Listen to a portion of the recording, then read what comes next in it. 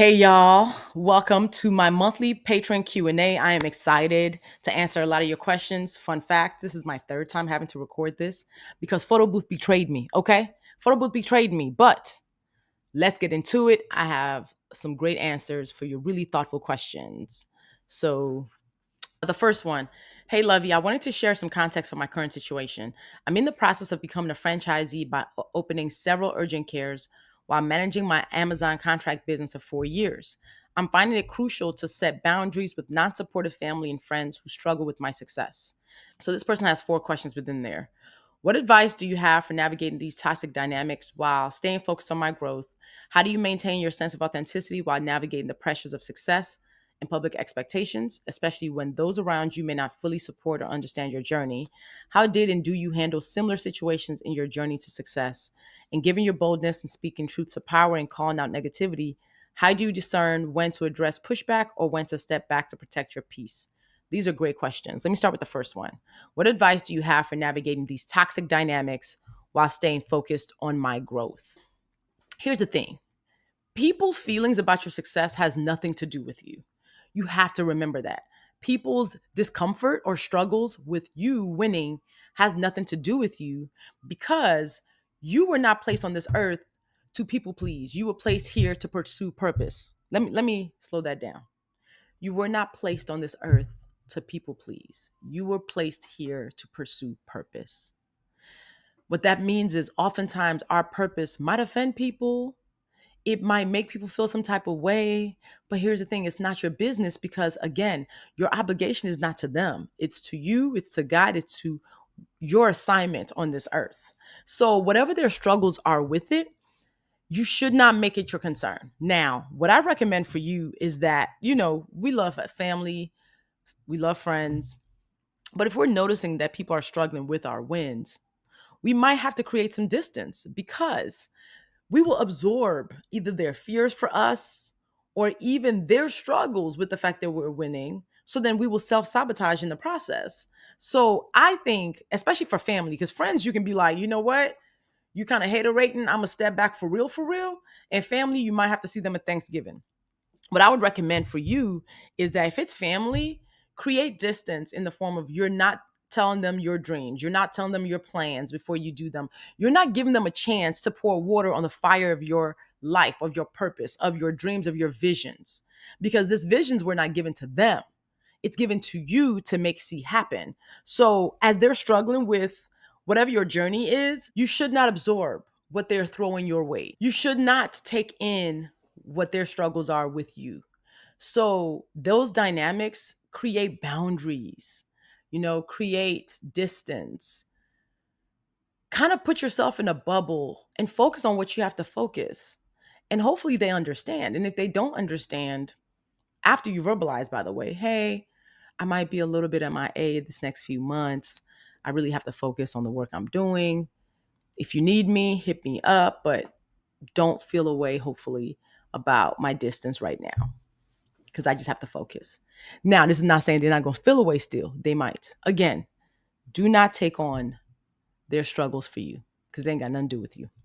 Your second question, how do you maintain your sense of authenticity while navigating the pressures of success and public expectations, especially when those around you may not fully support or understand your journey?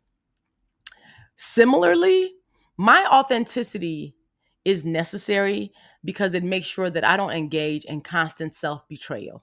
Who I am cannot change depending on the room that I am in, depending on who I'm speaking to, because I'll be constantly bending myself to be amenable to whoever or whatever that room is. And that is exhausting. That is exhausting. That actually really does take people out. My authenticity is needed because I want to make sure that I am honoring God, myself, and the reason why I was born. So, me maintaining what is true and honest for me is a critical part of my success, actually. It's not just a nice to have, it's a must have. My authenticity is actually what brought me here and gave me the success that I have and my connection with God, right? So, if I stop being authentic, I will lose The very thing that brought me here, the very thing that ensured that I stood out in rooms that I stepped in, the very thing that ensures that my voice cuts through the noise. That authenticity is not just a nice to have, it is a requirement to my success. Again, you constantly bending yourself will cause you to betray yourself too often. And with self betrayal comes regret. I want to live a life of, oh, well, then what if? So, like, oh, well, I tried. I did my best. I was true to myself and God, and whatever happened, happened. Then what if I'd actually honored myself? How could it have been different? So, that authenticity is also for me insurance.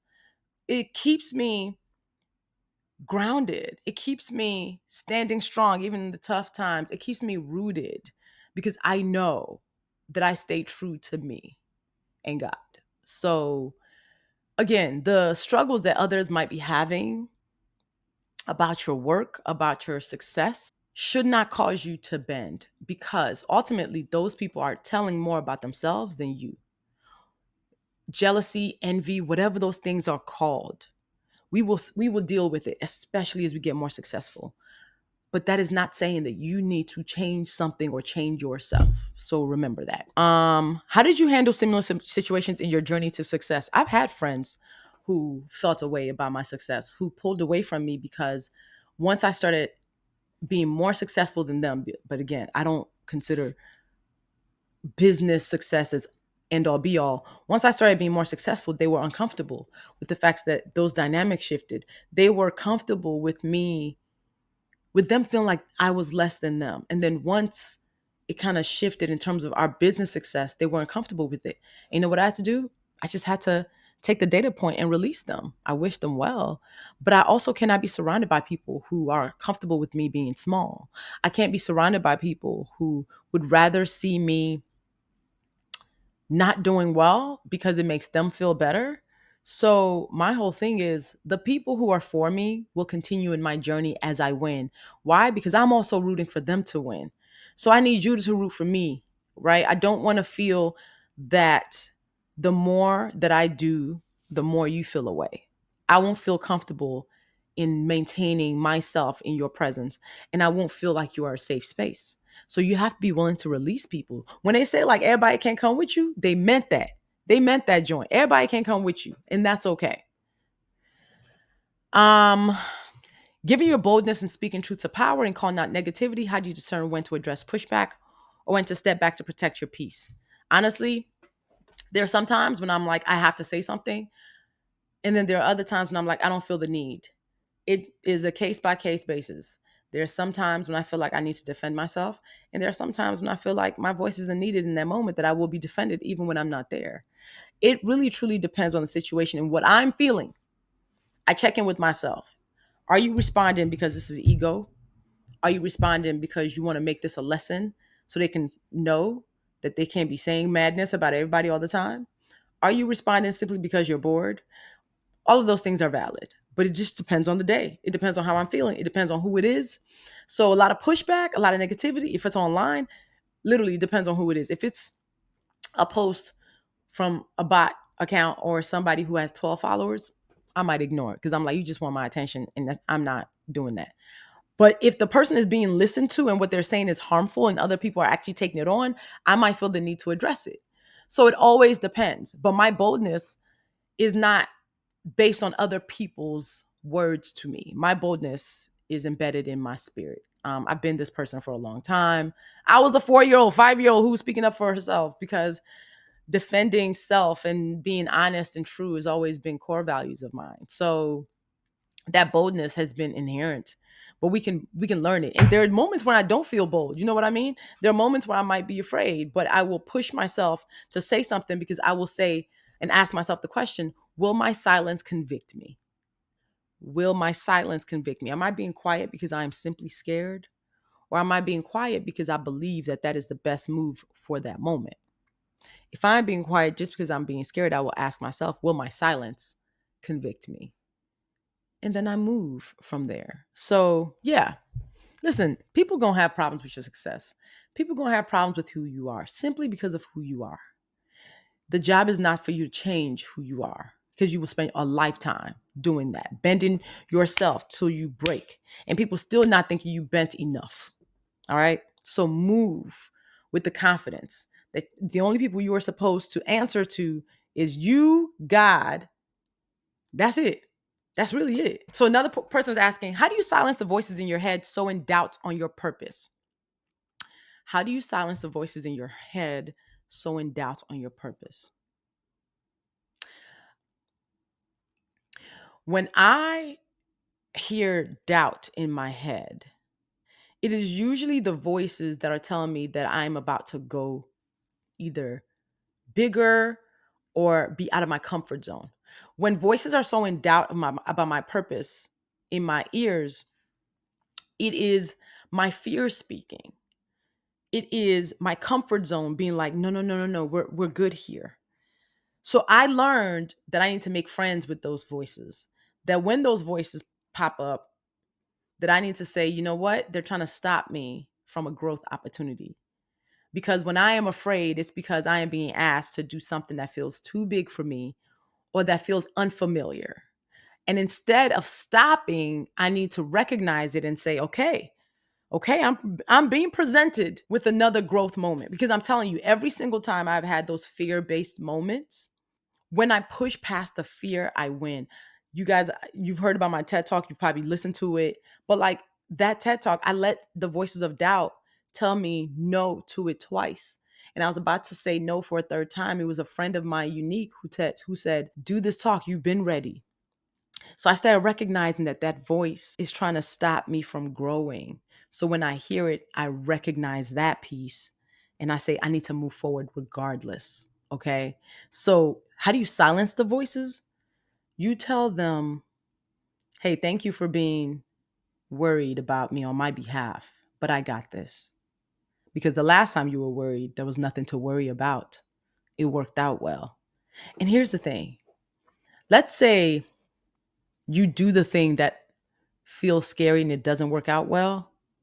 I think failure is also our greatest teacher, but we need to be willing to take risks because from great risks come great rewards. If we don't take the risk, we can't have the reward. And if everything that we were going to do was easy, everybody would have done it. So the very nature of fear is to alert us to something that feels unfamiliar and uncomfortable, right?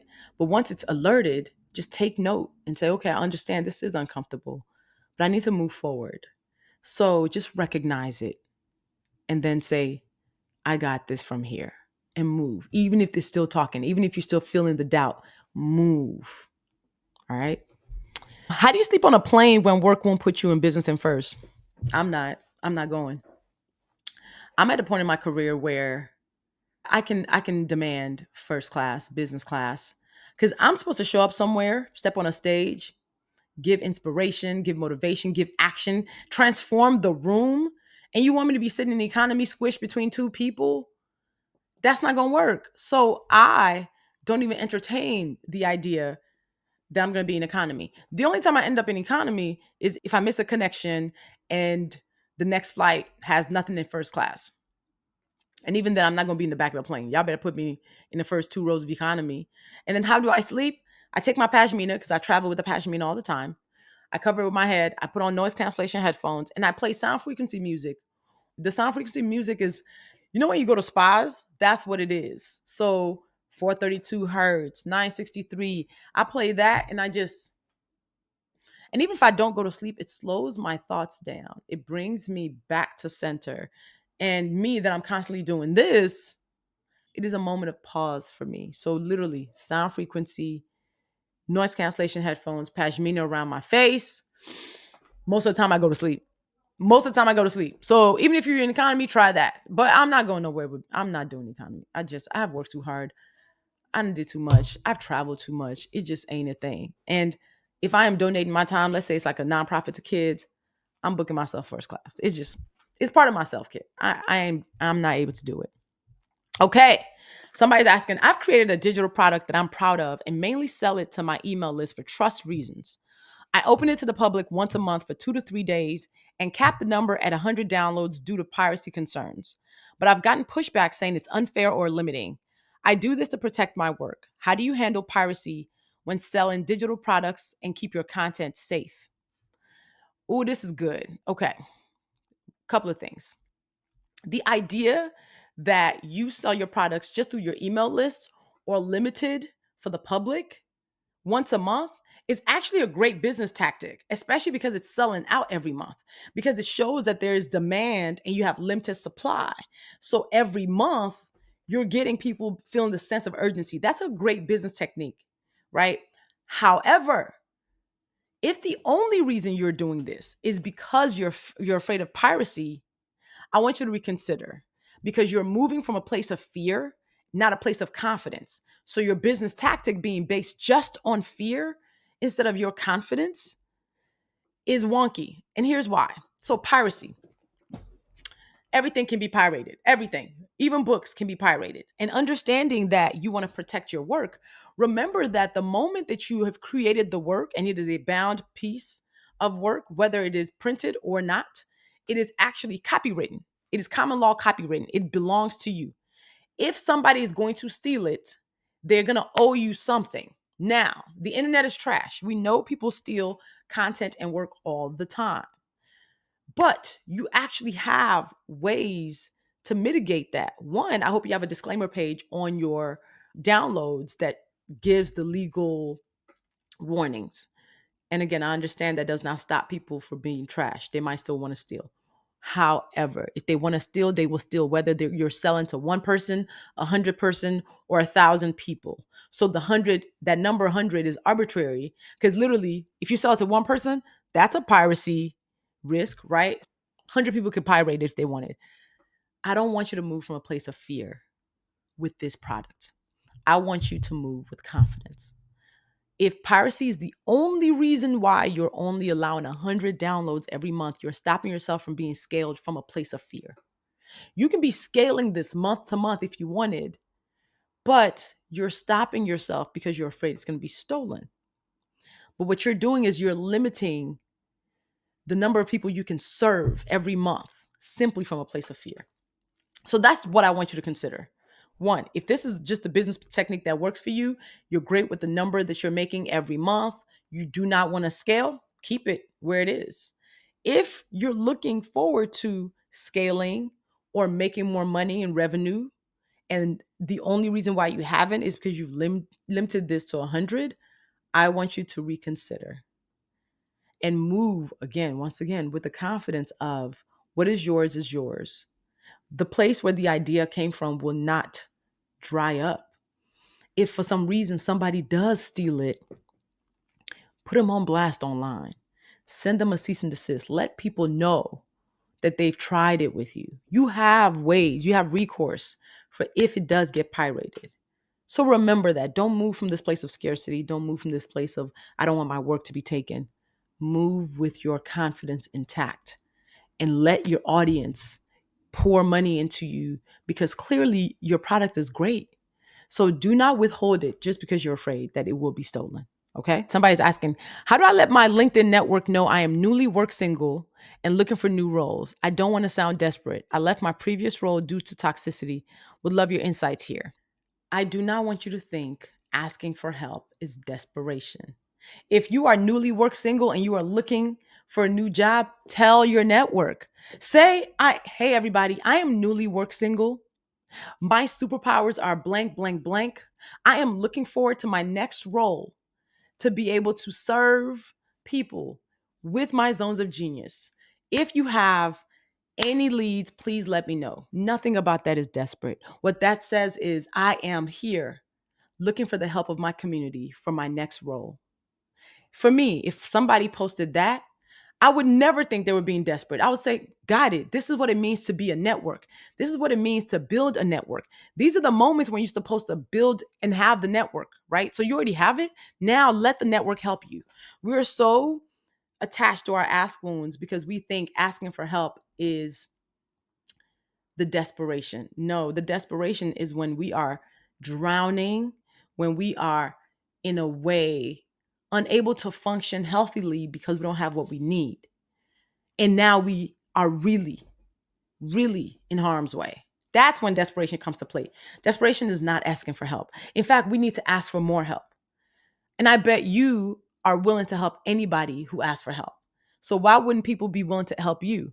We so often think about how much we give, but if we're not willing to receive, then we're not being good ground. We're not being good community members. If we're not willing to also allow other people to pour into us in the ways we pour into them, we're not being good community members. We're actually being selfish. We want to keep all the good feels of helping other people to ourselves. Let other people help you. Tell people, I am newly work single and I need your help finding my next role.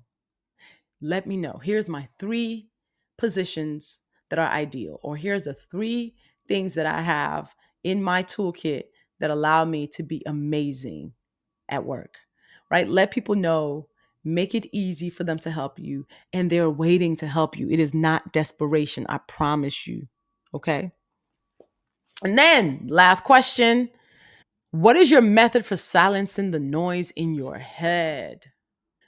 Number one method for silencing the noise in my head is I write things down.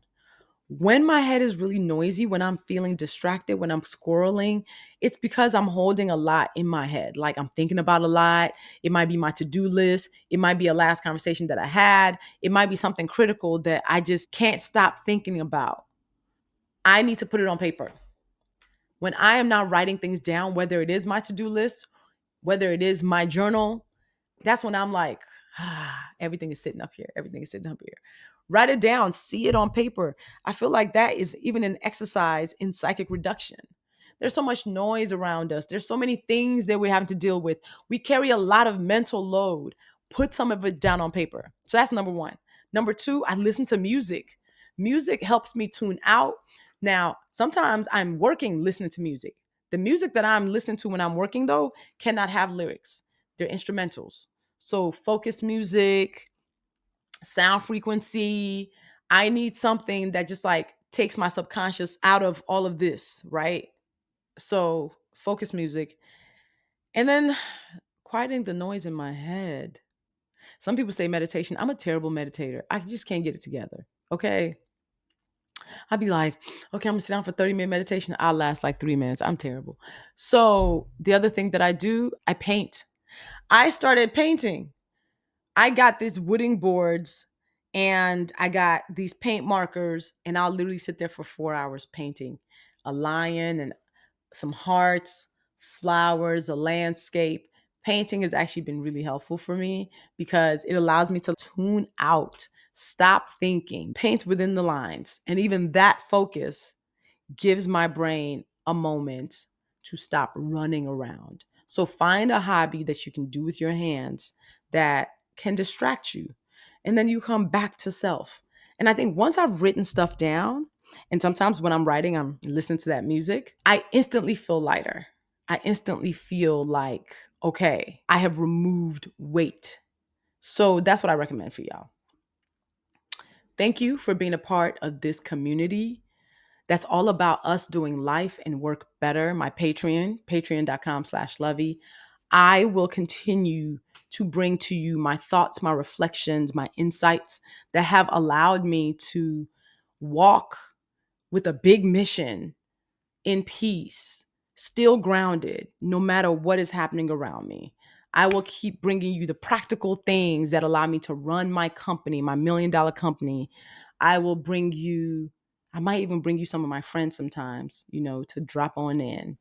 And yeah, I'm excited for us all. I want us to continue to move with confidence, no matter what space that we are in, understanding that we deserve to be in the rooms that we find ourselves in. We deserve to win, and we also deserve peace through it all. So until next time, bye, y'all.